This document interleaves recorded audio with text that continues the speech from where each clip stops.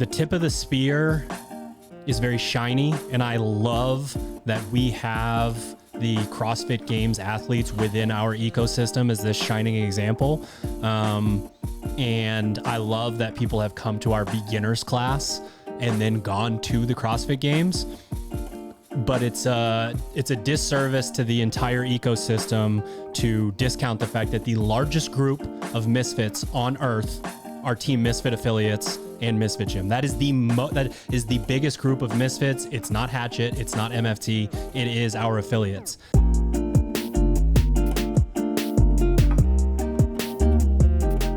Good morning, Misfits. You are tuning into another episode of the Misfit Podcast. Full Goon Squad in the house. Yo. Phase 0 has begun at misfitathletics.com. You can head there right now and get started on day 1, 2 weeks for free.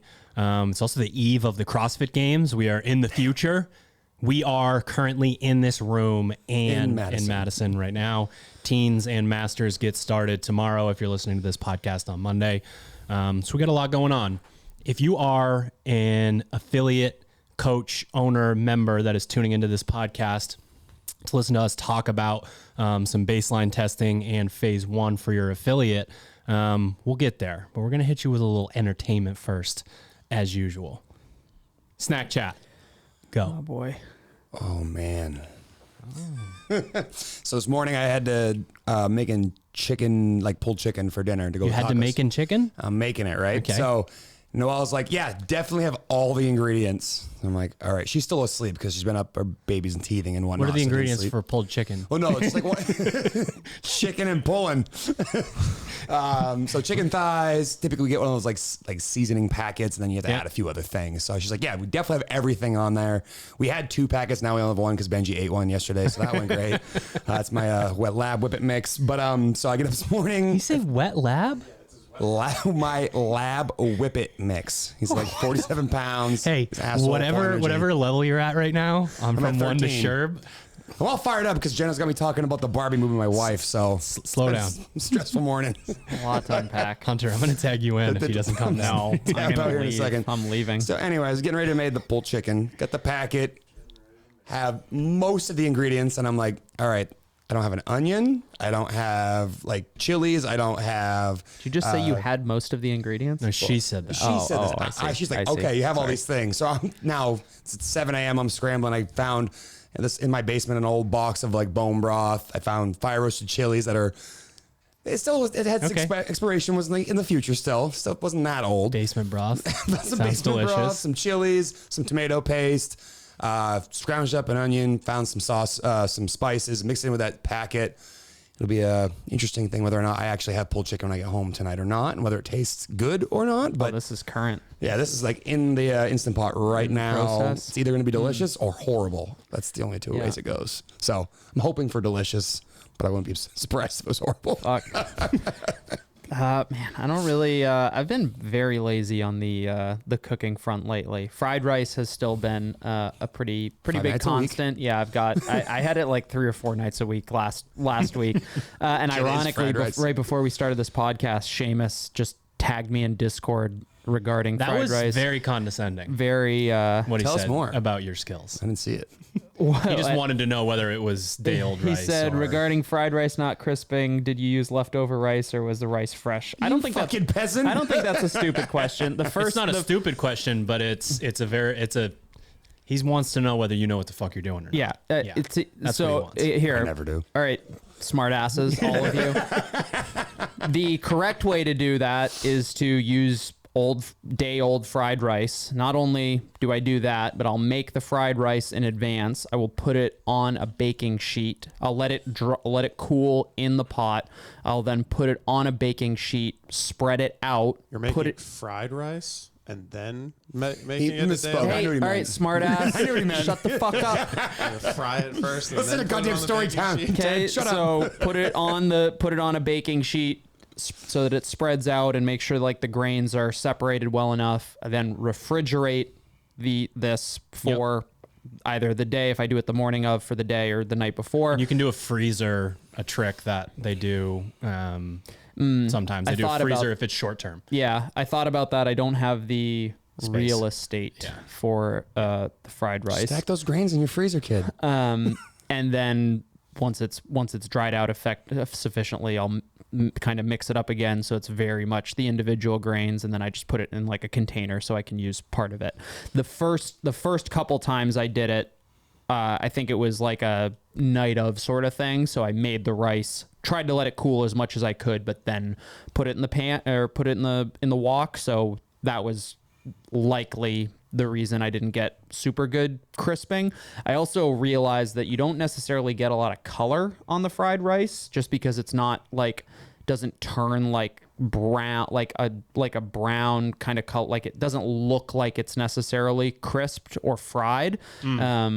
But it does have like the texture. And I actually took it too far one night and kind of over crisped, and that just kind of dried out the rice. So now that color, by the way, is from soy sauce typically. Dialed it in. Right. Well, that as well. But I was expecting to see a little bit of color on like the white grains of rice. Yeah. But no, that has since been rectified. But that's a fair question, but fucking come at me. The hack that I was watching a tutorial on fried rice like a long time ago, and he was a Chinese chef, and he was basically like, we know how to make rice and you don't, so go to a Chinese food restaurant and spend almost no money on a bunch of the white rice.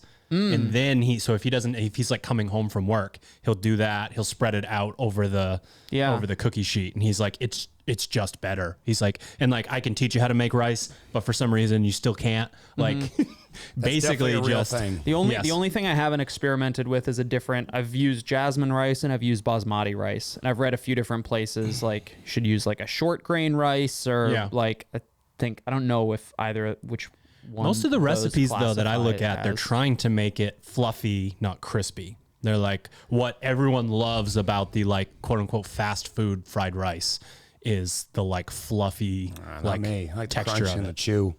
I like that better. I think the most experience with fried rice I have buying it has been at Panda Express. And for the most part, those are like individual grains. My burger expertise and is at also McDonald's. the standard when it comes to Chinese. No, Because the like crispy version, they typically will do the eggs and the spices and all that in the wok. They'll dump it out, then they'll do the rice and they'll reincorporate. That's what I do. The fluffy version is you do like oil and garlic, and then you put all of your eggs in, and right when they start to cook, you put your rice in, you coat the rice with it. Yeah. And that's how you get like Everything adheres to each other. that's how you get the like fluffy rice that still like separates in grain, basically. It's pretty damn good. It is different though. My snack chat. I had one. I forgot what it was. It's right out. It's gone. It's out the window. All I can think about is Fried rice? Fried rice now. Crumble cookie? You been to Crumble? Yeah, definitely a milkshake, Yes. crumble pie cookie I guy. have one. I do have one that's very This week's a lame. rest week. I was talking with Chapman about this. Rest week? This is a rest week. Yeah. What you got for flavors? We're deload week. It's like the best Snack flavor. wells. The best flavor is the M&M one right now. How'd they get him in that cookie? In my opinion, how they get them in the semi-sweet chocolate chunk lemon cupcake. You're a fucking semi-sweet chocolate chump. Suck me, buddy. Peanut butter cookies and cream. Hello, affiliate M&Ms, owners. Welcome to the podcast. Strawberry ice cream bar. Shark Week, Sugar Shark, featuring They have gummies on they're it? the little shark gummies, and then love those. the mystery cookie. So I'm not impressed. The M&M cookie would He'll be suck the at them. selection, but this is a rest week. Deload. So my fat boy order from El Rayo is 4 chicken tacos, chips, and queso. My not fat boy order is 4 chicken tacos. End of sentence. Maya decided to go rogue and pretend like she didn't do it on purpose. She 4 orders margaritas? me chips and queso. Yes, I was pretty sure you were going to say 4 margaritas with both of Okay. those. Side story. They have margaritas there in these little plastic bottles that you can get to go. Oh, They're yeah. pre-mixed. They're really good. And they're good. Tiny sticker somewhere on it says serves 2. One time on a work night, I didn't know that. Maya got El Rayo takeout. She was like, we're just going to have 1 margarita like on the deck. It's not a big deal. Give me 1 margarita. And so I had the margarita, And because it was 2, my inhibitions, were really kind of brought down to a level where she was like, do you want to finish mine? She didn't drink much of it. I didn't feel that well at work the next day. He was eating shredded cheese at 2 a.m. out of the fridge. I probably was. So I made it through night 1. I didn't touch the chips. I didn't touch the queso. But then I thought about maybe doing some sort of queso-y chilaquiles. That's one of my favorite meals. I don't know if you guys have ever made that. I'm not tracking on that. It's basically breakfast nachos. You soak... Is this your version of a cheeseburger? You soak tortilla chips in, it can be like an easier version would be like a pureed salsa, but they'll do like an enchilada sauce or something like that. Then it's like maybe carnitas and some eggs over the top. It's like a wet base and then that stuff on top. Yeah. Some of it's texturally, like On some top of the of chips tortilla are chips, you said? crunchy. Some of them have been like really soaked up. Just kind of depends on what you're doing there. But this is not riveting, but the cheese does not hold well. It's this like gelatinous mess the next day. Like you need to eat it. They've got it like covered in tin foil. You need to eat it when you get it, basically. Or you have just this blob and you try to heat it up and it sticks to everything. Yeah. It's not great. So I went as far as to make a roux and like do some like beef stock in that and then mix the cheese sauce in. Holy shit. How do you make shit. a roux when flour makes you shit your pants?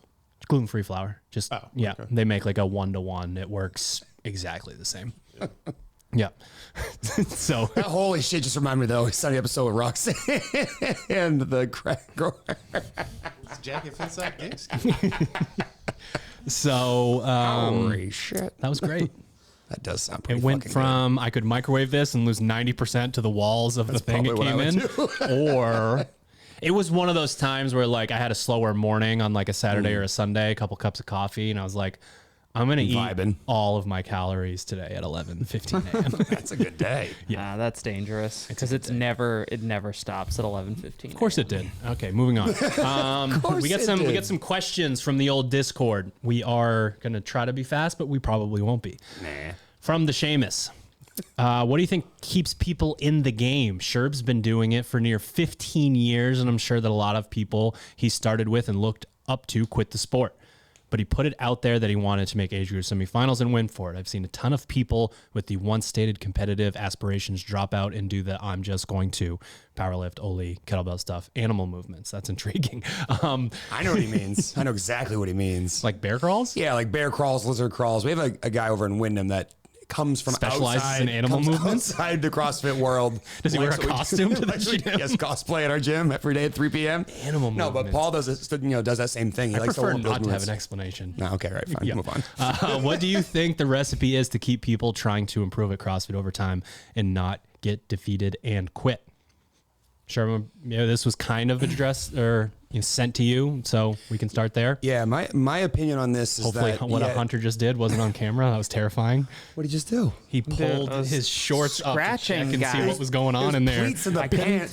couldn't tell. I thought I saw a pants hole. down. These compression shorts have holes. All in that them. rice talk. A lot of rice talk. See, I got granule. I go. got crispy grains in the All right, crispy hey, grains. sure. I'm Answer the grossed question. out. Keep it to yourself. Come here, guy. Touch my crispy grain. I think short the grain. balancing of the ego is probably the biggest thing that someone has to do to stay in the sport and like still love it, because early on that ego is going to tell you to go and do something that feels like very big and very like out of reach, but like, fuck it, I can figure this out. And that was like what drew me in early on, is that like there were so many things that you weren't good at. So like there's so many things you can do every single day, and like you knock one thing off, you get a little better at it, then you move on to something else. And it's this like always, this like revolving door of things that you could work on every single day that always kept me engaged.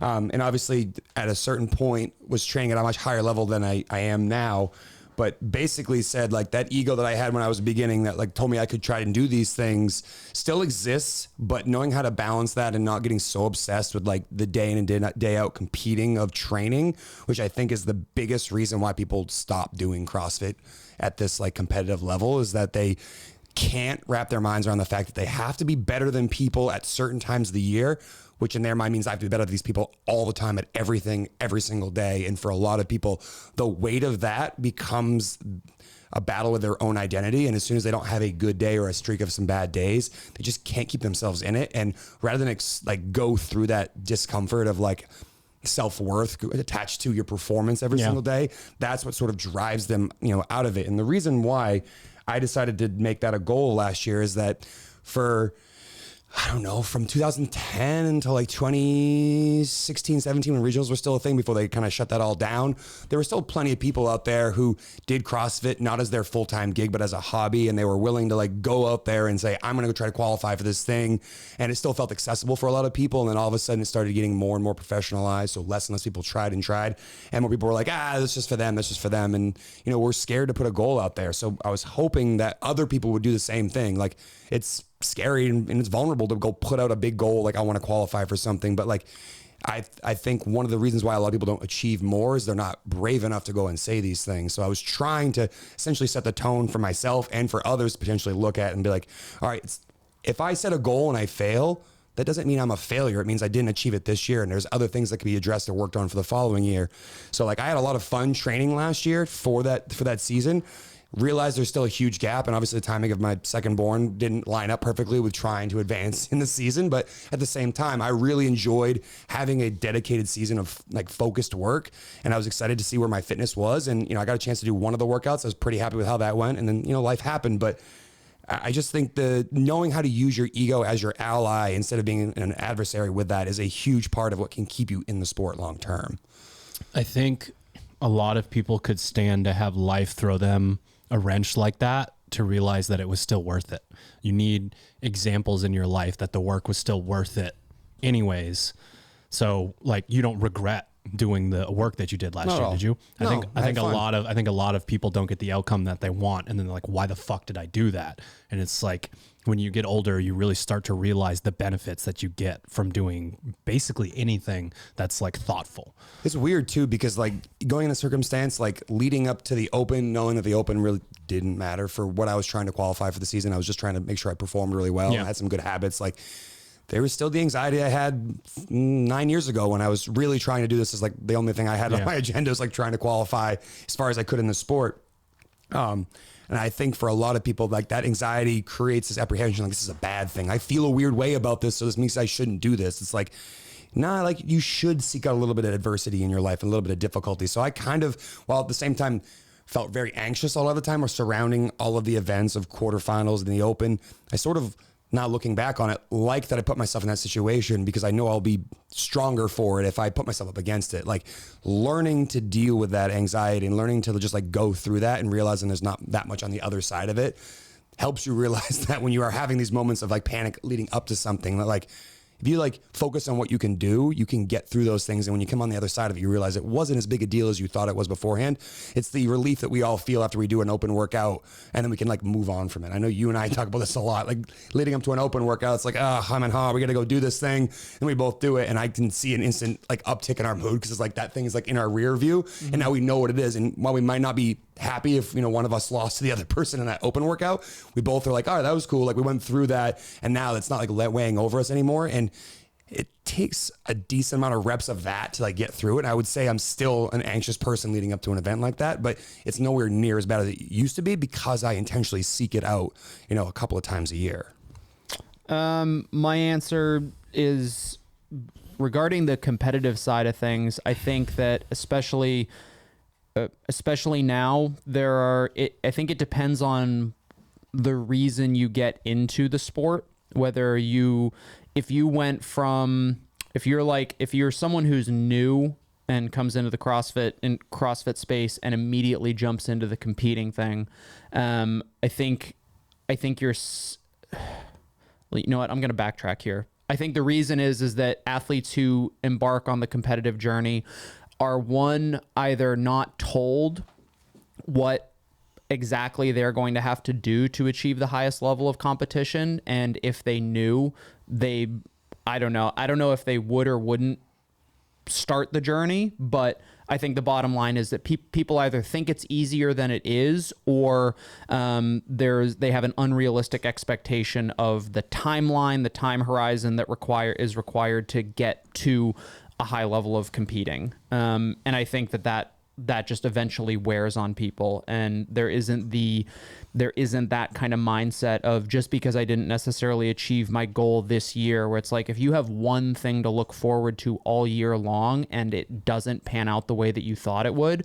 like, yeah, like year after year, that is going to burn you out, and that's going to get you, like, you're going to end up you're going to end up quitting for sure. Like there's no way that you don't end up doing that unless you're able to see kind of the day-to-day grind and the benefit that comes from it. The other smaller kind of landmarks that you're hitting along the way of that journey, realizing that, it's not about the destination, it's about the journey sort of thing. So I think a lot of athletes get hung up on that. There's a lot of, I think there's just a lot of inexperienced coaches and inexperienced athletes who just again don't understand the level of work that is required to qualify for semifinals, for example. That I think, like, when we were doing it, like, I don't think I realized it when we qualified for regionals in 2014. It was just like,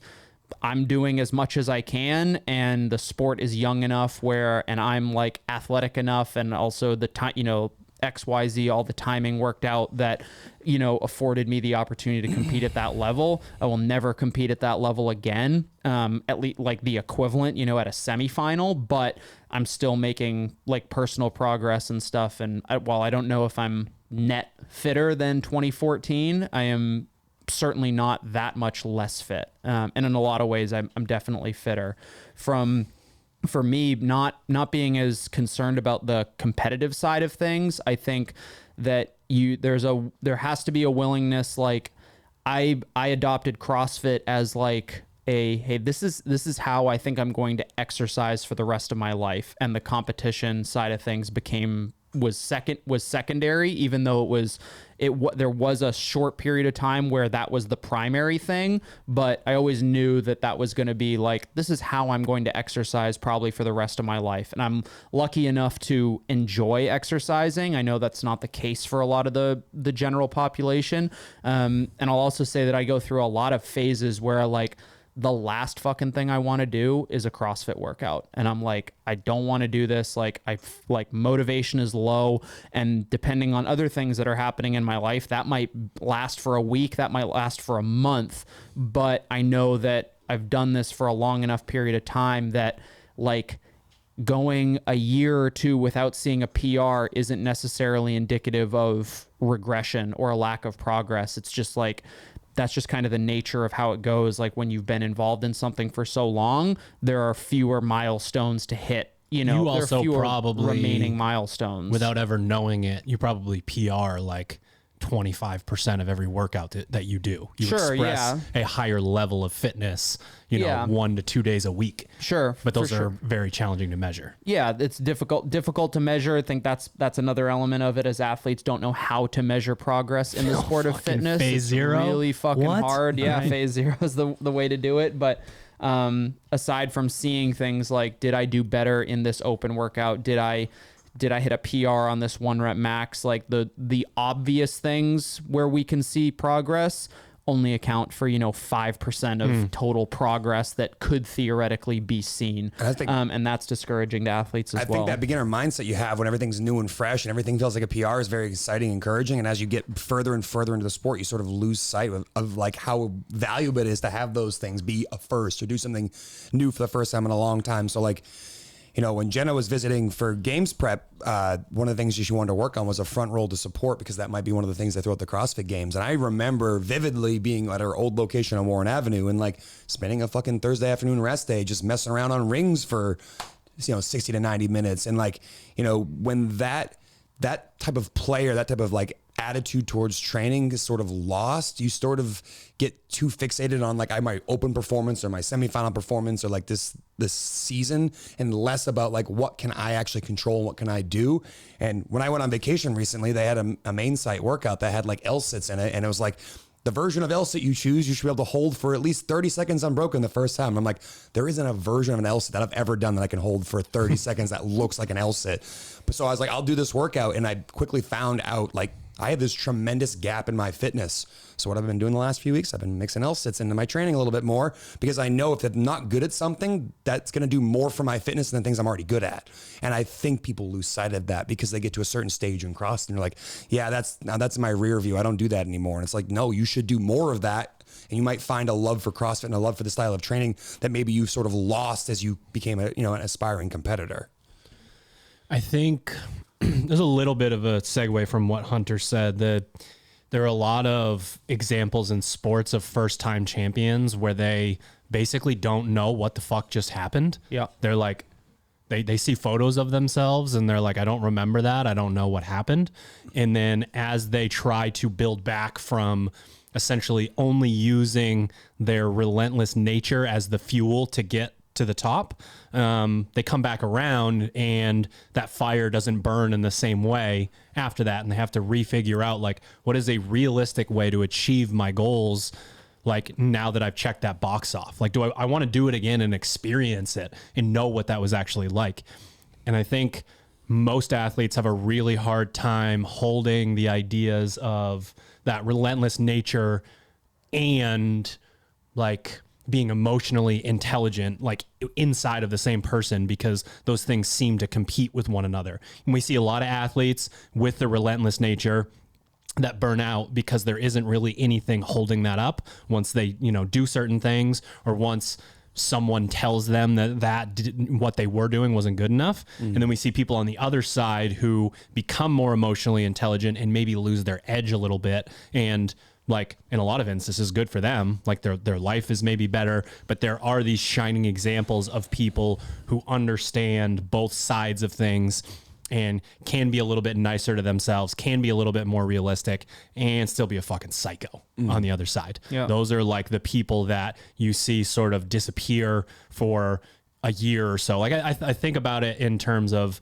like boxing and the UFC in a lot of cases, because there are these like moments where someone goes from everyone is positive they're the best in the world to like you blinked at the wrong time and now you're dead and no one likes you and you suck. And like those people, their comeback stories are so fascinating to me because they do try to figure out what is the like long burning fuel, and being a nut job all of the time isn't sustainable for super long period of time. I don't know how helpful that was, and it definitely wasn't short. Thanks for the question, Seamus. Julia wants to know how she could personalize her math session when her baseline heart rate isn't very far under her math heart rate.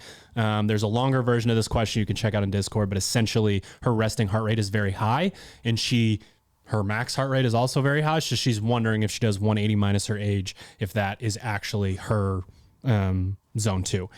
Here's something that I think I can say to her, and for other people it will depend on where you live and how much money you have, but zone 2 is actually based on something completely different, and you can probably find someone who does endurance coaching, testing, all of that stuff that can prick your finger and figure out where you're lactated. So you basically would be on a C2 bike and you would do something like a ramp test, or you would continue to ride for a certain period of time at 90 watts, 100 watts, and then 110 and work your way up. And you find out a sustained effort at a wattage that keeps you below 2 millimolar. You can also, as far as I know, do this yourself by buying the equipment on Amazon. And I don't think it's like really expensive, but I know it's more expensive than like a ketone monitor or a blood glucose monitor. We had one of our coaches set up his endurance coach. Yeah. He basically offered to come down and do the testing for anybody who wanted it and wanted to pay for it. And I think it was around $200 a person, or a little south of that, just slightly south. But the information that he provided them in the form of like a PDF, as far as like graphs and charts and useful information, I think if you're somebody who's really interested in that sort of thing, I would say it's worth it. Obviously, like $200 is $200 regardless of who you are, but there are ways to figure that out and get a little bit more dialed in, personalized approach, because without seeing the actual kind of biological data, we are to a certain extent guessing. I would still guess, Julia, that your math heart rate should be somewhere between 140 and 160 anyway. So you're probably not far off. Sure. Yeah. Even with that information. Chad Scott. I'm filling in the vowels. I'm assuming that's your name, Chad. Silly question, but grips, holes or no? I know it's generally personal preference, but for some reason, I can't figure out my personal. He's actually the right person to ask because he's the only person left on earth that wears children's gymnastics grips with the little holes. Those things are dope for muscle ups. They bought those back in 2013. You seem to use them for hand protection. I exclusively use those for muscle ups. Yeah. Those are muscle up. Honestly, to me, this is sort of like, should I do false grip or not? Like, people don't really use grips in the way that gymnastics people have taught us. And Austin was the last holdout. He still did the like fingers through, fold the, like create the fold over the other side. And he's even now just wears long ones and flops them over the bar. Middle finger. I personally can't get a feel for the rings and my like technique with grips on. So I don't like that. I know some people use the finger hole grips on the rings specifically. And a lot of times that is for hand protection when it gets real sweaty and you don't want the middle of your hand burned off. I'm sure that's helpful. I just stopped doing the workout. I've got the small, like the traditional gymnastics grips that I use exclusively for muscle ups and really only when like I feel like I'm at risk of tearing. Otherwise I'll try to go just bare hands on for ring muscle ups. For the pull up stuff, I don't have the holes. I prefer the flop over. Yeah. And I still wrap my thumb around, which I think a lot of people like skip in favor of flopping over, whether it's because their hands are too small to like let the strap do the flop it grip. over and wrap the thumb around. There's too much material or whatever. But I still wrap your thumb. still wrap your thumb. Yeah. And I think this is something that we typically would laugh at and not answer, but I think I like the RX Smart Gear ones a lot better than the rest of them. And only one person I know, Lizzie, uses the finger holes, gets her hand, like actually does them correctly, but doesn't just flop material over. Fisher Potter, this question may have already been asked, but before I can read. But how would you plan out your session from moment you step in the gym, like stretching, sweat check, inactivation, and timing for those things? I don't think we have time to answer this question. And it is very much person to person, but I think you are almost answering it on your own already by being thoughtful enough to ask the question. I think it's guess and check for different athletes. You're going to know, like, if I have X window of time, like I know Fisher is still a student. So like that probably brings a time constraint into the equation. And he's listened to our content. He's been to a camp, so he knows how we feel about warming up and activation and all of those things. But if you have an hour or 90 minutes and you do the full 30-minute thing that we ask you, is that too many eggs in that basket? The answer is probably yes. So the shortened version of knowing like, hey, I'm going to do my sweat check's only going to be 8 minutes long. It's going to be the first 2 4-minute sections. And then I'm going to ramp my heart rate up through warming up the specific movements. There are ways around those things.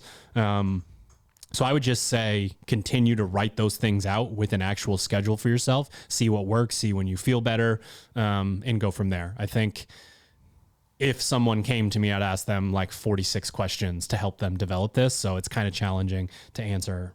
I'll just give the one piece of advice that I think applies to anybody. If you're in that zone, back planning is your friend. Like, when do I have to be done? Okay, that gives me this much time, and then just plan backwards from there. I think that's the easiest way to, and it's like, hey, you've got your priorities. How do I fit those in the time that I have by planning kind of backwards? That's the easiest way, I think, to manage that. All right, McKenna Enslin, any advice on improving on upper body muscular endurance, especially with a bias towards one movement pattern, pushing/pulling? It's an interesting question because there are two completely separate answers to pushing versus pulling.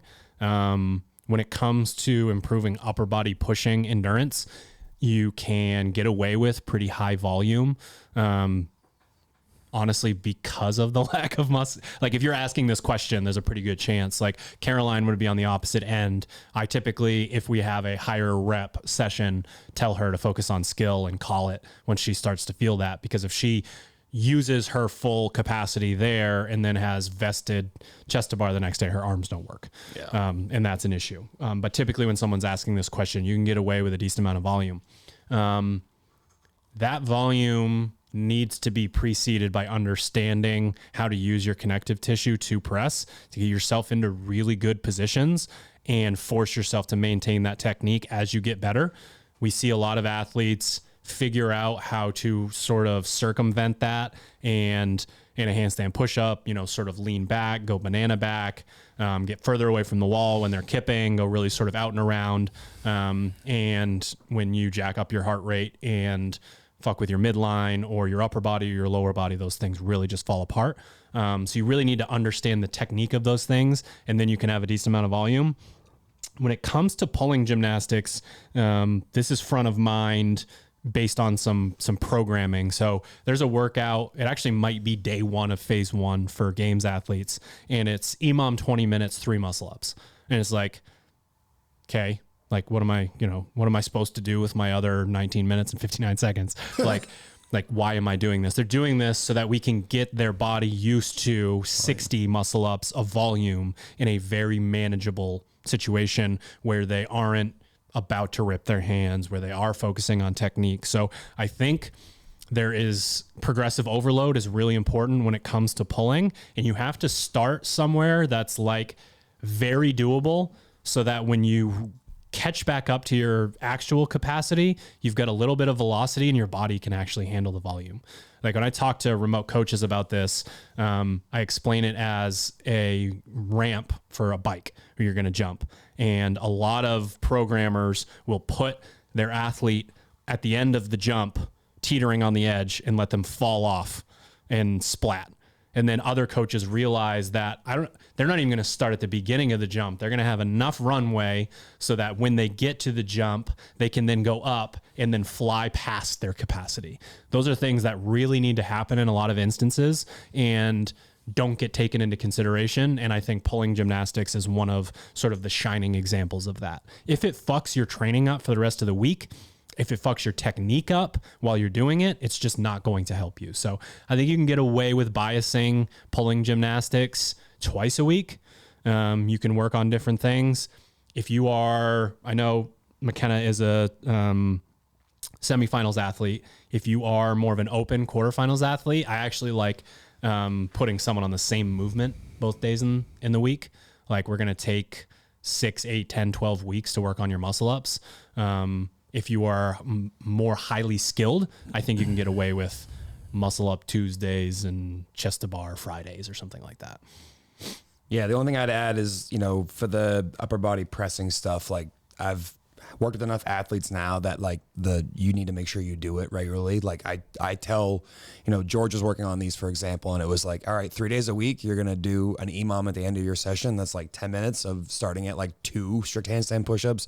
And then after a couple of weeks of making that smooth, go to 3, make that smooth, go to 4, kind of the same, I think you're just talking about. Basically ramp them up to get to the point where eventually at the end of the block of time, we ask you to be fast and pressing. And then a certain program will ask you to do an EMOM of 8. And you do too fast, and then you move like shit, and you don't go anywhere, and you wonder why. Yeah, I mean, basically what I'm getting at here is you got to make sure it's accessible enough that you can actually do the movement the way you want to do it at the end of the goal, like at the end. Where do you want to be at the end of this entire training block? You need to move like that every single time, and if you don't do that, and you're not willing to do that, then you might need to look in the mirror and be like, all right, why am I not willing to do that? And it's an ego related thing. And if you can throw that out of the equation and just go, all right, it is fine that I am doing 2 strict handstand pushups each minute and I'm spending 57 seconds doing nothing other than thinking about how I'm going to move for the next 2. That is a good use of training time. And unfortunately, again, talking about, like I said, it was earlier in the podcast, is that once you get to a certain level, like don't lose that beginner mindset and that willingness to go do those things that make you vulnerable, like learning how to do crossover double unders or learning the pegboard for the first time. You have to have that mindset as you train for long term. Otherwise, you are going to get stagnant at some point in your training. As usual, if you want to sprinkle fairy dust on this whole situation and have the secret, McKenna, you've got like 40 weeks to do this. Yep. And patience and persistence and linear progression is the name of the game, especially when it comes to stuff like this. It's very clearly observable, measurable, single modality stuff. Yes. All right. So now we are going to talk about baseline testing and phase 1 for the Team Misfit. Benchmark week for the Team Misfit affiliate programming. I brought up in a podcast fairly recently that I just was I can marvel at what Team Misfit does and what Misfit Gym does here locally because I'm a little bit more removed from it. And I really want to be able to highlight that. So we're going to start doing these podcasts in line with the other ones. And if you work out at an affiliate, which is check to almost everyone, if you are a coach or you are a nerd, we are still going to make sure that this is an entertaining, informational podcast for you guys. And it's so important to say that if we do the triangle, the pyramid of Misfit Athletics, it's affiliate programming, Hatchet, MFT. The base of our pyramid, the basis for everything is this idea of brilliance in the basics that we preach next door, of understanding that people get really frustrated with themselves when the open rolls around and they've been working on their muscle ups, but they're still not efficient with double unders and box jumps and all of these foundational movements that we harp on at the affiliate level. So it's really important for me to continue to have this conversation because otherwise we are removing the foundation of what we do and sort of throwing it away.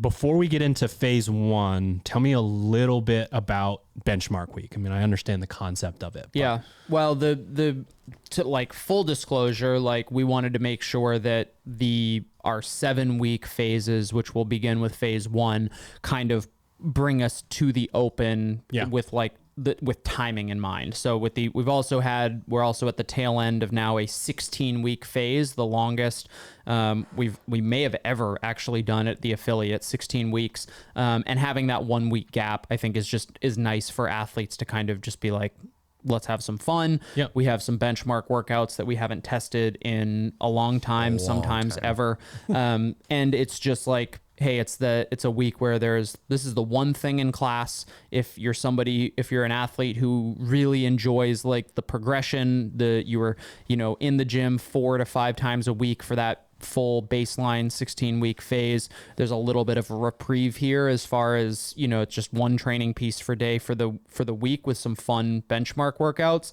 And then also the idea of that kind of low trajectory to a distant horizon, meaning that athletes are, we have the retest at the beginning of a 7-week phase and at the end. And I think that's terrific to keep folks engaged, being able to kind of switch gears from focusing on one thing to another throughout the year. But keeping in mind that the ultimate goal of the program is we want you to be fit and healthy and mobile and ambulatory at 90 years old. And by, having these benchmarks that are sprinkled in once a year. Maybe you do Nancy. Nancy's one of the benchmarks. You haven't done that in 4 or 5 years and you can see a massive amount of progress. Whereas, across the 7-week phase, it's 5-pound PR, nice, got it. We want to celebrate that, but we, from a true affiliate CrossFit standpoint, I want to see you making progress over years and eventually decades. I'm envisioning Sherb having a bonfire in the middle of the gym in Wyndham. The lights are turned off. Yes. And it's like the days of old. And he comes in and explains the mythology surrounding these benchmark workouts and what they mean, what they meant to us when this all started. Yeah. That narrative and getting people to understand what these things are, I think is so incredibly important. That workout specifically is fucking nasty. Yeah. That workout is extremely hard. It's been at the CrossFit Games. It's very simple. It's very straightforward. It's just a nod to all of us not to overcorrect. Think of something that puts you in the grave more than this. Let me know. The reminder. Speaking of overcorrecting, think about someone who would annihilate half of Nancy. Someone who could run like a fucking maniac. Dude, but can't just put their arms over their say head. my fucking name. Oh, okay. I can put my arms Well, over. think about that person. Yeah. So what's cool Sure. about CrossFit, one of the things that really resonated with me early on Drew is can that annihilate 1/16 of the workout. You need to be- 400. a single 400. But you think about that workout in totality and you're or any of these CrossFit workouts and the pairings they have, it's there's some level of art to the programming that the old quote there. And it's just you have someone who's phenomenal at running, and what does that person typically look like? They're about as big as my pinky. They're built to run really well. And then you have this thing where it's like, oh, but wait, you also need to be flexible and somewhat strong to move that barbell for 75 reps within the workout. And it quickly puts that light bulb on your head like, oh, I thought I was fit. Like, I love when someone's a runner that comes to the gym, you could definitely tell they have a high level of like aerobic fitness, and you throw them something like that. And it's like, the fuck you want me to do with that thing? I can't move that. What do you want me to do this? And you quickly help them realize why a benchmark is so valuable. It's like, hey, that just shined a light on something. You have a huge gap in your fitness in terms of like what you can and can't do with your own body. Let's work on that. And that sets up hopefully an exciting period for the athlete of like, holy shit, imagine when I'm good at that, how good I'll be at this workout. And there's just this never stopping, like this never ending game of just things that can be worked on and addressed. And, that's one of the reasons why I loved CrossFit early on, is like, oh, look at all these things I'm like not very good at. Imagine when I'm good at that, how good I'll be at other things.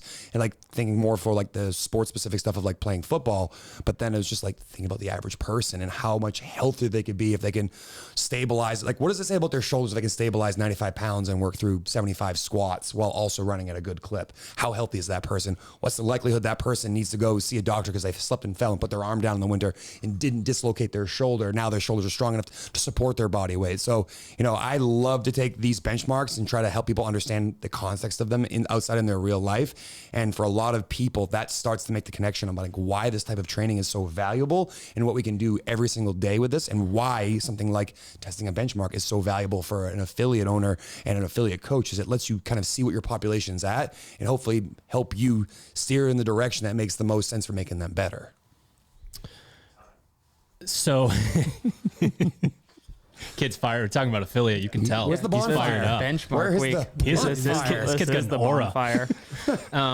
So one thing about this idea of overcorrecting versus not, sort of finding that middle ground, I think that has been passed down from Misfit Athletics to Team Misfit, is taking this idea of these general biases to have, biasi, and they become the analogy that I'm thinking of is we take the mason jar and we put the golf balls in, and those golf balls represent the fact that we are going to be looking at, the squat clean and the handstand push-ups and the gymnastics pulling and all of these different things. It represents those. But then the most of what's going in there is then the sand that gets poured down into it and fills all the nooks and crannies. We can give athletes the ability and the confidence and the excitement of it's squat clean day again, and I'm really starting to figure this out, to go in and work on something without them really knowing that variance is still driving the whole ship. And I think that's so important for confidence, for solidifying movement patterns, the whole varied, not random sort of thing. So, just getting started the conversation on the specifics of the phase, there is a bias for essentially, what internally we call high CNS lifting, but heavy squat cleans aimed at, depending on your skill level, a 1 rep max, or getting better at a heavy double or getting better at a heavy triple. Yeah, I think we've kind of gone back and forth on the idea of how we structure the phases with the test and retest, and how much, we went through a period where it was the entire week was test and the entire week was retest. And it's that's a little excessive. And we've kind of come around to the fact that having 1 day per week where we're only focusing on lifting is a must, is necessary. It's valuable. If we have athletes who aren't convinced of that, then it's our job as coaches to educate people on why that is the case, and why, there is a day where we're not going to ask you to bash your head into the wall with a nasty 15-minute AMRAP or Nancy or something like that. Come do my warm up. We'll see if you still feel the same way. But we basically can bias one element without it necessarily affecting the overall structure of the 7 weeks, without, we're still maintaining that kind of general physical preparedness style of programming, where just once a week for the 7 weeks, we're going to focus on a singular lift. and we try to mix up kind of the style in which we do that every year. This year we've got, you're going to do X number of repetitions, that kind of your traditional sets of, I guess, less traditional sets of 4, but eventually 3s and 2s.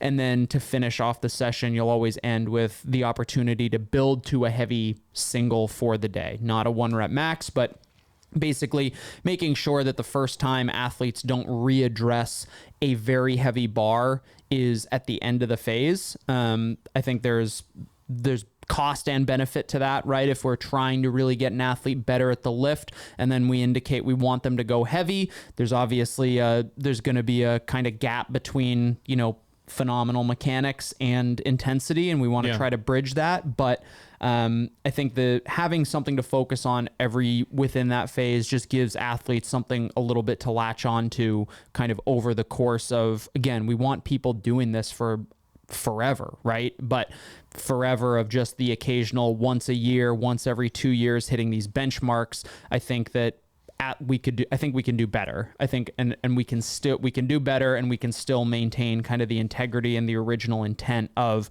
that low trajectory to a distant horizon. We're still going to keep the GPP element, but we can focus on a specific thing for a relatively brief period of time. So there is a 1 rep max squat, clean, and benchmark week, correct? Yeah. I got a question for you, Sherb, about this. So there's a few scenarios here. You do your quote unquote 1 rep max a handful of weeks out of beginner's class. That is not a 1 rep max, right? Right. We have someone who joins the gym mid phase or whatever. We have someone who missed that day and claims that they can still clean 320 when if they front squat, they can't walk for a month. Right.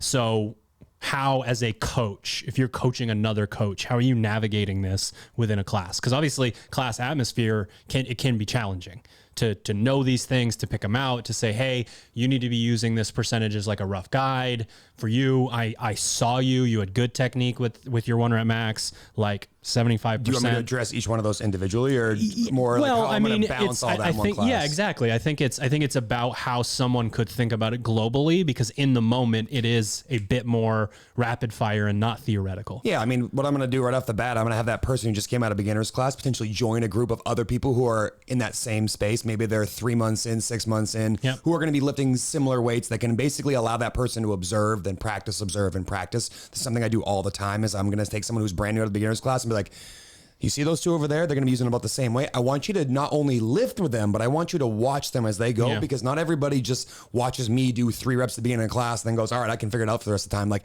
work with them and like use your peers to help you. And then you have the person who's coming in maybe mid phase and they have some experience, but it's like, I'm going to do the same thing. I'm just going to try to find a group that maybe is a little bit further along in the journey that you can also lift with, but I'm also going to be looking back over and over again and, helping athletes understand the context of what the day is about. So let's just say this squat clean day is triples at 75%, and this person has no fucking clue what that means. They have no idea what a rule 75% of their max is. It's like, I want you to have some difficulty, but I don't want to see a lot of misses. Like, if you miss one because you lose your balance, that's fine. But if you're missing repeatedly, explain the numbers with words. Yes, it's basically it's like, hey, 7 out of 10 difficulty, or like, so hard that you're by the third one you're struggling to stand up, but you're never ever worried about missing the lift. Like, trying to use plain English to help someone understand, which is ironic because of all the ways I use English on this podcast, but help them understand the programming from a bigger view. And then, you have that advanced athlete. It's like, all right, again, I'm going to put you with another group of people, but I want to see a handful of reps ahead of time. And then if I don't like a certain weight, I'm going to say that is the ceiling for today. And let's refine that. I don't want you to exceed that. And then just balancing I'm going to be walking around, I'm going to be queuing, and just not overloading these people. Cause that's another thing that can happen with varying levels of skill, is you have this word vomit at the beginning of your class of all the things you want to see. And then everyone's like, and then nothing happens anywhere remotely close to what you would hope for. One of my favorite quotes of all time that's like held up through, like, you get your cheesy quotes that you love when you're like 16. And one love. That's carried. Live, laugh, love. That's always been my favorite quote. One that's carried all the way through is brevity is the soul of wit. So like, as a coach, so many of us and you are so passionate about this thing, and you just fucking unload on people. If you picked out what Sherb really said there were a few key phrases. he knows all of that background information, but the background information in the supercomputer of affiliate coaching spits out these very clear, short, concise things. And every once in a while, you're going to get to chop it up with like-minded people, take advantage of it. It is fun, but don't do that to members. That's something that's been really challenging here because we're so passionate about the like complexity of the sport and all of this. And it's like, sir, this is a Ruby Tuesday. So you please just fucking calm down a little bit. Bar, leave me alone. The other piece that I want to touch on that I think lends more to where my expertise would be here is the concept that I talk about hive strength is when you're doing a strength session in class and the vibe is just right and you have the right people in class. So you get the like monkey see, monkey do, but then again, there's like a strength and confidence that's there. The class takes shape around that. People in the middle of the rig are doing really well, and it just sort of spreads out to the sides. And there are ways to foster that, to cultivate it, to pull an athlete out if they're comfortable with it, and just sort of be like, look at that. Like, that is what we're looking for. It's the like days where maybe you do take a recommendation for the music. I know Sherb has been known to say I'm not a fucking DJ, but like that vibe that you get in these strength sessions can completely change the confidence level, the mood in the room. And like, it's really fun for me. Like I like to observe things like that and like take a full step back and watch. And it's awesome to see. It's like the same exact group of people on the periphery in a different class would have a completely different experience based on what's going on with everybody else. All right. Let's talk a little bit about how we fill in the cracks with lifts. So we have the major chunk in there that gets put into the mason jar that is the squat clean. But then we also need to be able to continue to do strength work. And if we over bias, we then have squat snatch or shoulder to overhead in a Metcon, and an athlete's like, great, like let me get out my prehistoric textbook and figure out what the fuck this is and the last time my shoulders were asked to be in this position. So how do we navigate strength work knowing that outside of a bias at the affiliate level, we just kind of need to rotate movements and make sure they show up in different ways? Yeah, we have what we internally call kind of GPP day. So there's a day dedicated specifically to for the most part, other days have a kind of specific focus. We'll get to the gymnastics stuff here shortly. We have we've adopted kind of a cardio day just because we know how beneficial it is to get athletes to train energy systems. We have the intensity day where it's like maybe there is one piece. Sometimes it might involve the lift, but we also have a specifically dedicated day towards like, hey, what haven't we done in a little while? What are we missing because we're focusing heavily on this one thing? What is accidentally getting neglected? Let's not neglect that. So we're trying to make sure that, just because we deadlifted and back squatted for the last 16 weeks, we're not going to not do that for the next 12. It's like, and I think that's honestly something that we've had to kind of work on a little bit too. It's like, how do we make sure that like athletes are still realizing and utilizing what they've gained from previous phases to be kind of implemented and input into their training, whether it is a lifting session or a Metcon. But we effectively have a day dedicated to where I'm going in front of the computer and being like, okay, what haven't we done in a while? It's been 7 weeks since we squat snatch. We've done a lot of cleans, but like you said, when's the last time someone asked me to go, wide grip with a barbell overhead? If like two people in class do that, is that the one where you do the thing like this? You go, oh no. Yeah, it's gonna be one of those days. It's like, hey, I need you to bring your hands all the way out here for this lift. Like, why is the bar on your shoulders? Like, this is not a Ruby Tuesdays. It's like. My mom's the answer to the question is we kind of have that specific day dedicated towards that, and it's not always going to be a find a 1 rep max, find a 3 rep max. There's a lot of variance that we can play with as far as the, reps and time and loading and all that sort of stuff. But even we have some the skill day stuff too. Or skill stuff. Yeah. Like we see something in class that, registers in our minds like, man, like the last time we've gone heavy in class, like people really struggled with footwork and the split jerk, for example. What do you think is going to show up in the programming very shortly thereafter? We're going to do a lot of pauses in the catch. And we want everyone to understand here, This is where your feet go. Here's how they move. Here's how they should look on recovery. And again, it just gives them exposure to things that happen less regularly, so they're not as big a surprise. And that exposure helps develop the skill, because there are so many different things to work on. It would be impossible to fit them into one class, 1 week, or one phase. But the more regularly they show up, the more they're exposed to it, the more it becomes part of their vocabulary and more of the like how they move. And then you start to see the parallels between, oh, someone got better at a split jerk and all of a sudden their snatch got better, and someone got better at strict handstand push-ups and their ring dips got better. And those are the things that like kind of show up in the programming that, I think is very valuable to have an occasion in a rotation, because it makes sure that nothing is neglected for a long period of time. Well, the efficacy of the program is largely based on the laboratory next door, the laboratory over in Wyndham, and the culture of coaching.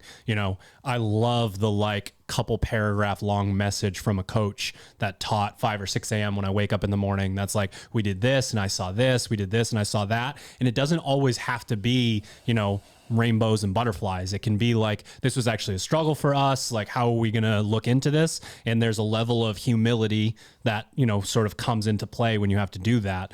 And then, just in terms of what Hunter said, the what's missing thing is so important in thoughtful programming. If you don't continuously ask yourself as you're building this like weird mosaic, what's missing, you're going to fill it in with all your grandiose ideas, and there's going to be a ton of shit missing.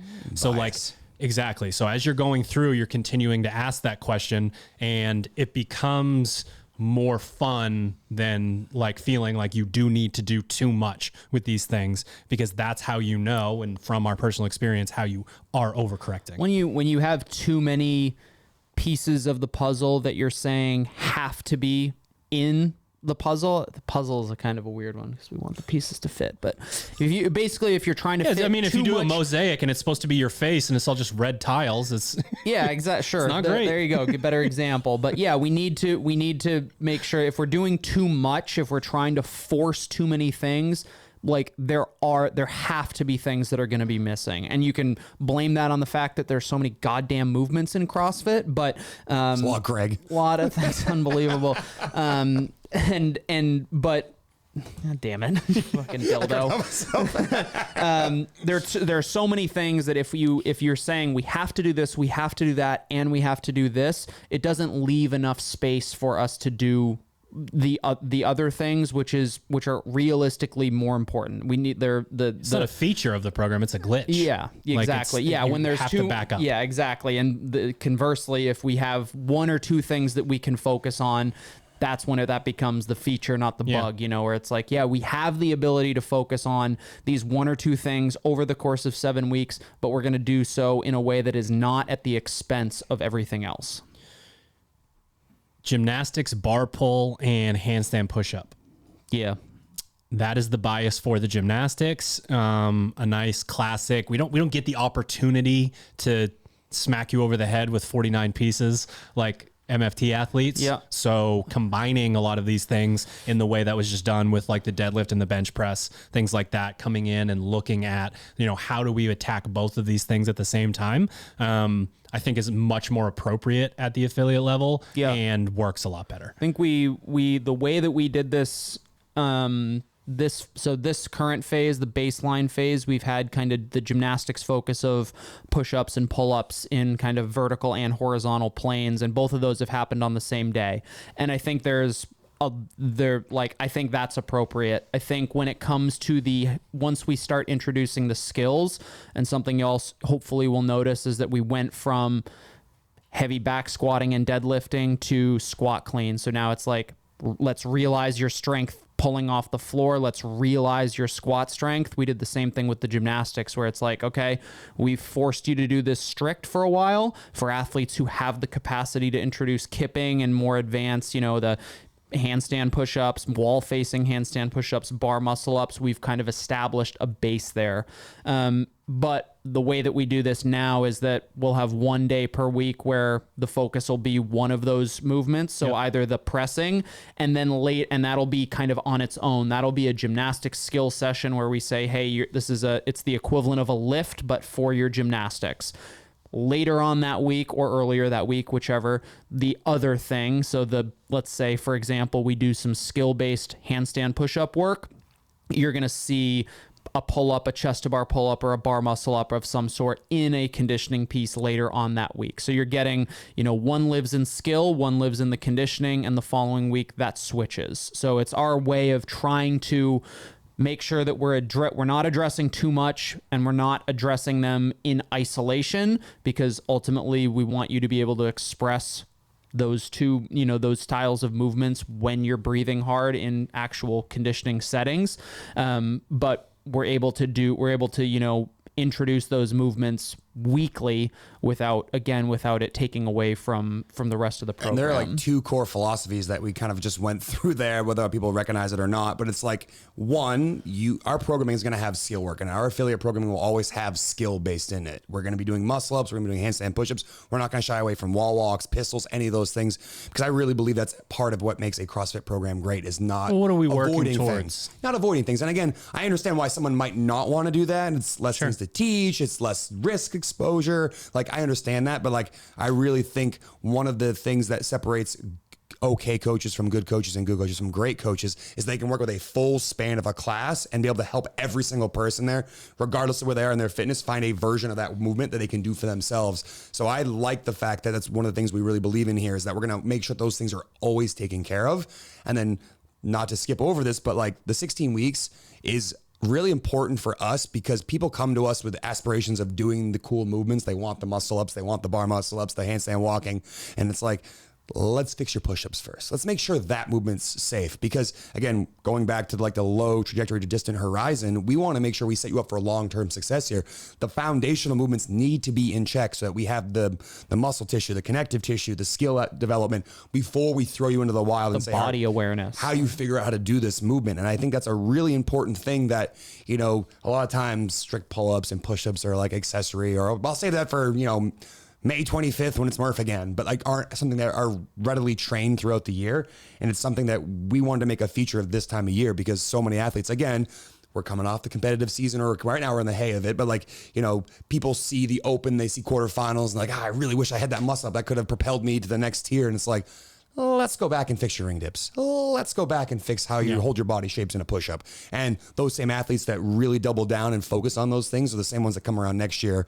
Their Murph time improves. They do better in the open. They have a skill that their peers are all like, I wish I had that too. And it's like, that's because this person paid a close attention to like developing the basics. And that's something we're never going to shy away from.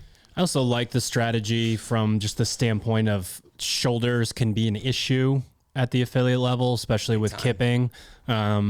In knowing that varying the arm angle in relation to your body, both through pressing and pulling, can be really important. So if I'm writing MFT accessory work, I want a curl, a ring row, a pull up. I want maybe like a shoulder raise, a bench press, and a press, things like that. Working through those ranges of motion, I think asking athletes to push in and pull back and forth here allows for recovery a lot easier, and also allows people to get into better positions. Yeah, a lot of it's a movement pattern thing too, right? If we're trying to do both of those things, then we kind of lose the ability, on kind of either day on either side of that. What does it do to the rest of the week? Yeah, it's like I'm gonna rip my hands. It's like, okay, it's probably not smart. Now you're gonna rip them again. Yeah, it's like bar muscle up, pull up, toes to bar, 3 days in a row. That doesn't make a whole lot of sense. Yeah, and fair. Sure. Yo, cardio day. What is cardio day, and why is it now weekly versus like an undetermined interval? I think it's really important that a CrossFit gym includes a day like this for multiple reasons, but the main one is that a cardio day allows someone to improve their fitness without a tremendous bias towards a skill. So one of the things that I think a lot of affiliates like to do is they get people up to full speed as fast as possible. And for a lot of people, that essentially blunts their fitness, because there's so much of their workout is figuring out how long do I need to rest before I lift this barbell up again, or how many sets is that going to take, and how much time am I standing around on the ground in between, and oh wait, like I really want to do well in the open this year, but like doing a workout that's more than 90 seconds like fucking murders me. There's just this opportunity for someone to go in and start to figure out how their body responds to exercise in a way that's controllable. And for most parts, like, you have a screen in front of you giving you accurate data so that you're not trying to guess like, all right, well, this 400 feel like that 400 meter run, or it's like, no, this 500 meter row at a 2-minute pace feels the same or better than it did last time at 2 minutes of 500 meter pace. And athletes are able to essentially go in and do something that allows them to improve their fitness without putting the skill in front of them that reduces their ability to do that. And we've just seen it happen firsthand at our affiliate here with our engine programming, how many athletes that have adopted the mindset of like, hey, like, workout just needs to be about like effort and learning. And when I try really hard and I try to learn something from each class, I then can take that fitness and pluck it and put it in some other fitness endeavor, typically like another class workout here or the open. Those athletes have significantly more confidence, a significant higher level of confidence than the athletes that don't, because they are putting themselves up against that continuously, and they've learned a lot about how their body responds. And they're the person that does not go out in a 15-minute AMRAP at their 2-minute AMRAP pace. They know what a 15-minute AMRAP is going to feel like, and they can use that fitness to basically get a better workout, you know, throughout the rest of the year, because they understand how their body responds. The sadness meter is very convoluted compared to an erg screen, right? Sure. Like, you can go deep. You can go down the wrong fucking rabbit hole. You can be thinking about that time that you were mean to someone when you were 7, when you're real sad on, you know, in a CrossFit workout, or you can stare at an erg screen and know like, that's not a good idea. Yeah. Like, it's right in front of you. Like, you oscillating up and down into these different places gives you an opportunity to be like, oh, okay, that's what this is supposed to feel like. Like, I'm supposed to feel just a little bit worse as I go.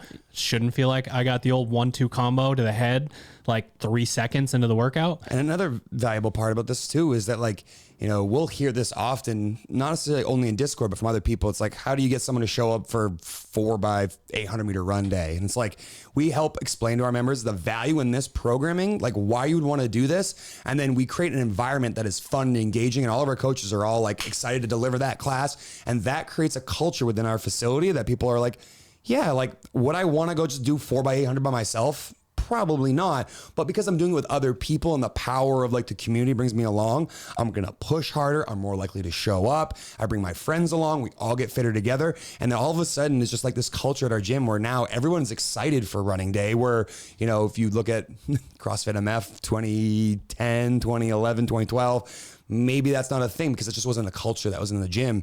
And we all sitting at this table know how valuable it is to improve someone's fitness through cardio, like how valuable it is to the totality of their life, but also like what that allows them to do in their outside of the gym life. You guys set the tone with actually, you guys show up to classes or people see you running during an open gym or maybe even on your own during a class or something like that. But then this idea of, we don't write RX on the board anymore, and, you know, your time compared to someone else, like, the greatest thing that you can do is get your name written on the board and show up and give effort. And I feel like that culture like has to be built over a pretty long period of time, and you have to like know when to put the fires out of like people arguing over, you know. We get a lot of members who are, for, you know, certainly for personal reasons, very self-conscious about recording scores or putting their stuff on the board. And it's hard to communicate with the athlete at the same time. But like in my head, I'm like, man, like, I promise there is almost no one at the gym, unless, you know, you've got, everybody has their, you know, a couple of friends who are like, oh yeah, I'm going to see if I can beat Sherb today in this workout, or I can see if this is a wheelhouse workout for Kyle. I'm going to see if I can track him down. You know, you've got your little mini pods, but a lot of athletes really are concerned about, you know, maybe based on exclusively how they felt during the workout, they think somehow that's like gets projected onto the whiteboard. And in my head, I'm like, there's nobody who's coming into the gym trying to find your name on the whiteboard and being like, God, what an idiot. Like, how terrible was that? Like, what a bad effort. It's like, no one cares. Like, and the just judgment, honestly, on our end, a lot of times is like, did the coach scale this person properly? You know what I mean? Yeah, like, were they given internally? Were they given coach? What the fuck happened here? Yeah. I want to add one thing on the cardio day. Did he say what it was? What cardio day was? Yeah, can you tell him what cardio day is? Cardio day. Can I get a short definition? Cardio day is exactly what it sounds like. We're going to stick athletes on a machine or ask them to run generally without any prohibitive movements, like a barbell, a skill component or something like that. And then internally we make sure that you are going short, medium, long. Sure. The value here, I think, is that aside from everything that Sherb said, is that we get one of Mark actually and I were kind of joking about like the idea of the stimulus and the feel that we provide to athletes on the whiteboard. And it's like, sometimes I think to myself, I'm like, is this actually valuable? And I do think it's valuable. I think it's maybe more valuable for the coach to assist in the scaling of an athlete, because at a certain point, every single fucking workout that somebody does is probably a gas tank workout. We were joking about like people who are new, people who have to scale a lot of workouts, people and who cardio are the gassiest ones, so it does get confusing. come into the gym. We have one member who's been crushing it. He's lost 60 pounds since he started, and was like gone from not being able to stand up, out of a chair to like back squatting to a box. And it's like, that's incredible. But every single workout that poor bastard does is a gas tank workout. Like, it doesn't matter how slow he goes. It doesn't matter how we scale this movement.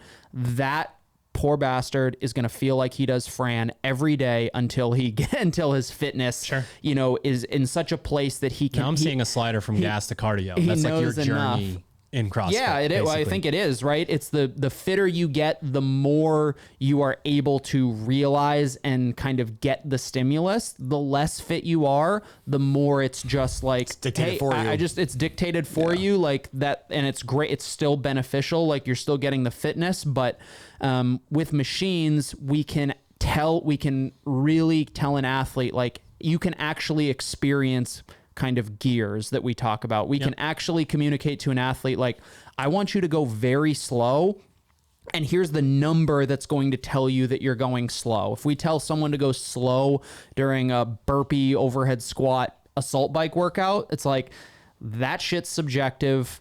Oh, fuck, I went too fast, and now I'm spending most of the workout just standing around versus moving. My heart rate's in my throat, but at the end of the day, I'm not moving. The machines enable us to force an athlete to be moving continuously for the period of time that we want, and kind of at the intensity level that we ask of them, so that they can develop the energy systems that will then make other CrossFit workouts not necessarily easier, but easier to approach, because you have an engine that spans more than 2 gears of 0 and 100. Same question, intensity day. What is it? Why is it now scheduled once a week versus it comes up? So intensity day is you got one thing to do in class. For coaches, this means that we're expecting you to lead athletes through a thorough warm-up, mobility if needed, teaching each individual movement, and then allotting enough time for athletes to execute the workout at the intensity that we want. Intensity is obviously relative to the duration of the workout and what it actually is, and then hopefully some time to cool down. And it's not always necessarily a quote, it's not always like Fran. It's not always a 20-minute AMRAP of smash your head into the wall. Like, we do have days where it's like, maybe there are skills injected into that day, but it affords the coach the ability to do a skill breakout session of the muscle up. Whereas other days it might be like, hey guys, like, this is the scaling for the muscle up. We're going to, we're allotting time elsewhere. So if you got muscle ups, do them. If not, here's your scaling option. Whereas on this intensity day, we have the ability to, maybe spend more time breaking out movements. We have more time to warm athletes up effectively, teach them what an effective warm up looks and feels like, so that they can attack the workout, at kind of maximum effort. And it's a bit of a nod to like the original, the benchmark type workouts, where it's like, you got 60 minutes, you got this one workout, and you need to light your hair on fire if you want to see the results. And there's still athletes who are, and I think this is prevalent in like the newer the gym, the farther we seem to be moving from the original, like, intensity charter, is the single variable most associated with, positive adaptation. You want better performance, you want better blood markers, you want better body composition, you want to sleep better, look better, feel better. Intensity is the way, period. Like, end of story. And that's relative. That changes from day to day. That might, that varies from athlete to athlete, but That is the thing. That is the thing that you are after. That is the thing that people, knowingly or not, come into a CrossFit gym expecting because it works. Very important question. If I knew how to warm up in 2011, could I have done a sub 3 Fran? Because I think what was the Fran you did the day that I yelled at you, told you that I did a 221 Fran? I was like, probably hey, nice like to meet you. Maybe like what's You a were moving slow pretty unbroken fast. Fran? Like 320, 330? 3.5. Yeah, that's pretty Yeah. slow and unbroken. Yeah. Yeah. I don't think I ever broke 3, but I think I did shoulder circles and then did Fran. Like I think you probably could have done a sub 3 Fran guy if I did a math warm up. If you did more than shoulder circles. Was that the one where Kyle was screaming in my face? Not Kyle. Kyle Sykes? Yes. Your face. I need to see that. I need to see that. Was it? I don't remember. It's old. It's before. That was a long time ago. He was just like, you're doing Fran today, and you're going to do the 15 unbroken. And I was like, you can't just say that. That's how you that need to be works, able right? to do it. I feel like you were And doing he's it like, off you to the can. side. He's like, no, you can. Yeah. Maybe that must have been the time after, because I only Maybe. did Fran, I think, unbroken twice. Yeah. Ever. And he was just like, 11, don't you fucking drop it. 12, don't you fucking drop it. Like Oh, yeah. in my face. I'll the do whole time. that. your face. I'll get in someone's grill for a workout like And then that. I stumbled my way over. Okay, so Yeah. the ultimate what's missing, and to no one's surprise, one of my favorite parts of Team Misfit is the competitor extra. I can't help it. One thing that's really cool about this is we have athletes who have competed at the semifinals and even games level who have portions of their year because of their personal life that come in next door and take class. And then there is this exercise of what's missing. And that's, I think, in a lot of ways where the competitor extra came from. This idea that we have this well-rounded, like you guys talked a lot about just the lifestyle benefits of what we're trying to do and how to achieve those. But there's no way that we are going to have a gym where there aren't some crazies that want to do a third piece and do well in the open and in quarterfinals. It's just not going to happen. Yep. We're not going to be able to like shy away from that culture. And I think we found a really good balance with having that one 90-minute class per day, right smack in the middle of the day where you get to do the extra, and then the members knowing that they could do it in an open gym, morning, evening, that sort of thing. And what I love about so many of the pieces, spend some time going through them prior to the podcast today, is you bring so much of your emphasis and your skill level and your ability to the session. There's monostructural work in there. There's, higher level skill work in there. There's strength work that's percentage based. Like it's these very kind of simple concepts and being like, you are going to need to go run hard for some 300s.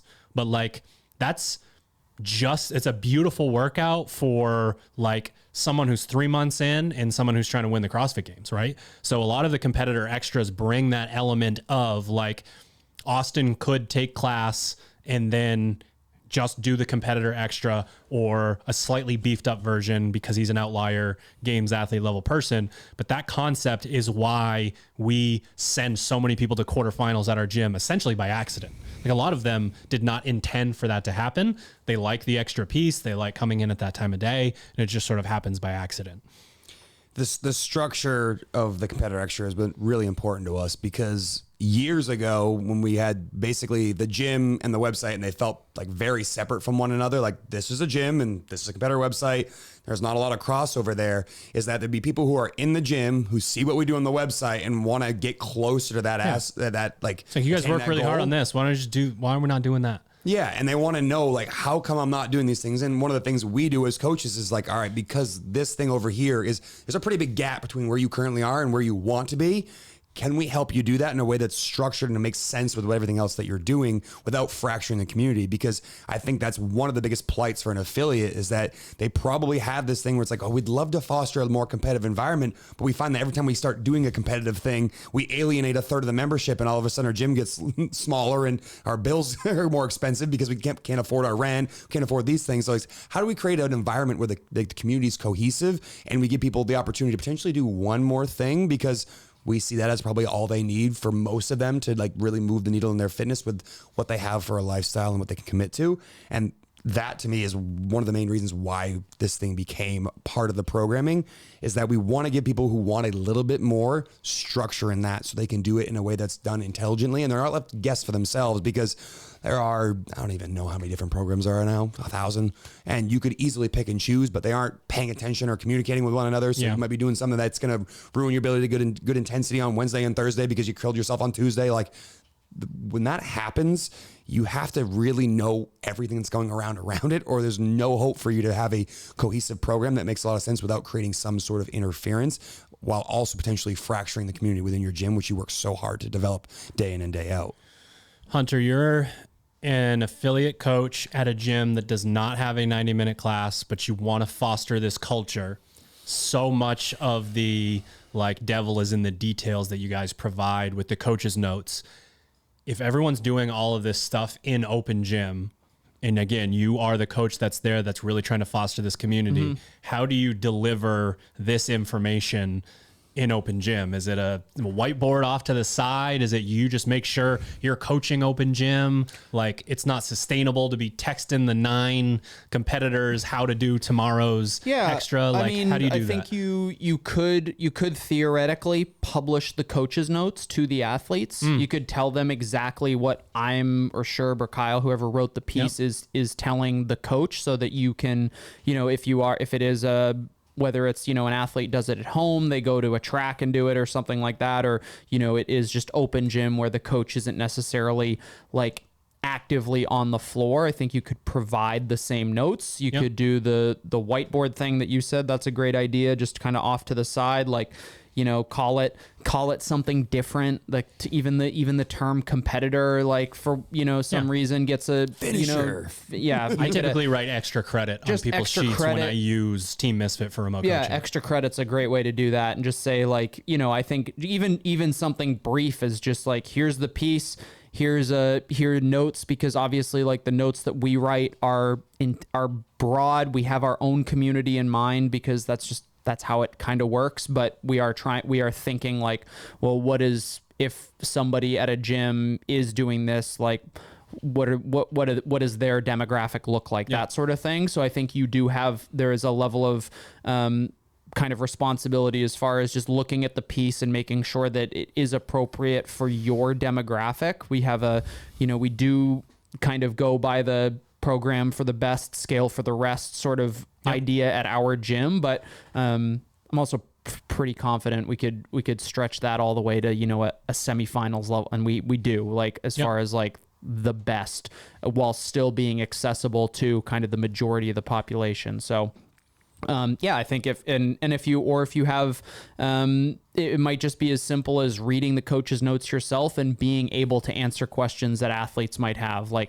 it's, hey, 4x400 meter run, with 1 minute of rest, it's how hard should I be going? Should I run, at my mile pace? Should I run at my 5K pace? Just enough to point the athlete in the right direction, with how they should execute the piece. But you can also try to I think one of the best ways to do that too is you got to identify more than one person, right, who wants to do this. You have encourage athletes to bring a friend in, that sort of deal, so that there's a little bit of accountability there. But I think publish the coach's notes, provide it on a little whiteboard.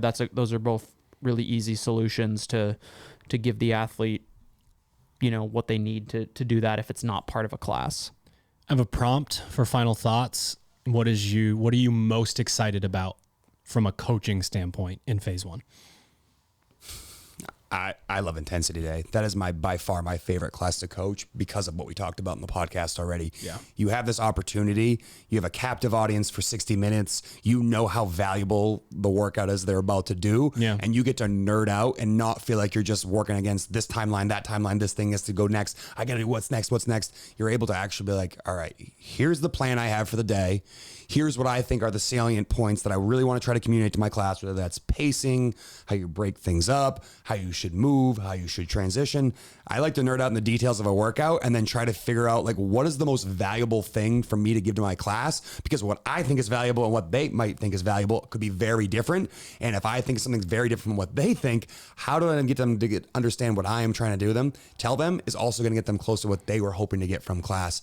And connecting those dots and making those connections is my favorite part about an intensity day. It's like, you don't know if you guys realize this, but you only worked out for 13 minutes, but do you realize what you did for yourself today? Yeah. And then trying to draw those connections and celebrate those people who, hit milestones. And intensity day sometimes has a benchmark workout in it. So that's really fun because someone's gone through something and done something for the first time or improved upon it. You get to highlight that person. That creates an environment where like, oh man, if I try hard next time, I might get highlighted. It just makes the gym a more cohesive place. And it really allows me as the coach to kind of show off my acumen, which is, I think, a good challenge. It's something I look forward to every single time I have an opportunity to deliver one of those classes. It's like, all right, let's see how good I am at actually managing people, scaling, and making sure everyone gets the right workout. And when it doesn't go, the way I wanted to, all right, here's our learning moment for me, because just the same as you are learning a thing in class and trying to get better every single time I deliver a class, I'm trying to make the next one better. And that's what the class in front of me allows me to do, is to test, and then I get a chance to retest. So if I coach 3 and I don't like something I did at 3, at 5 o'clock, I could do something a little bit different and try to improve upon it. I'm looking forward to the gymnastics test, the conditioning test for the phase, which kind of focuses on the gymnastic stuff. The gymnastic stuff is fun because that's one of the kind of progress points that athletes really like to see, especially you get athletes who really bought into the last 16 weeks of push-ups and pull-ups, because we were able to convince them that if you get better at that, then all of a sudden handstand push-ups and chest to bar pull-ups and kipping and stuff like that becomes a lot easier. So that's just an easy way to show athletes progress. I am looking forward to Affiliate Games Week. We didn't really hit on that. It's not a big thing, but towards in September, once we know the affiliate or the CrossFit, we'll do a Games section workout, of another podcast on that. We'll talk, we'll do that.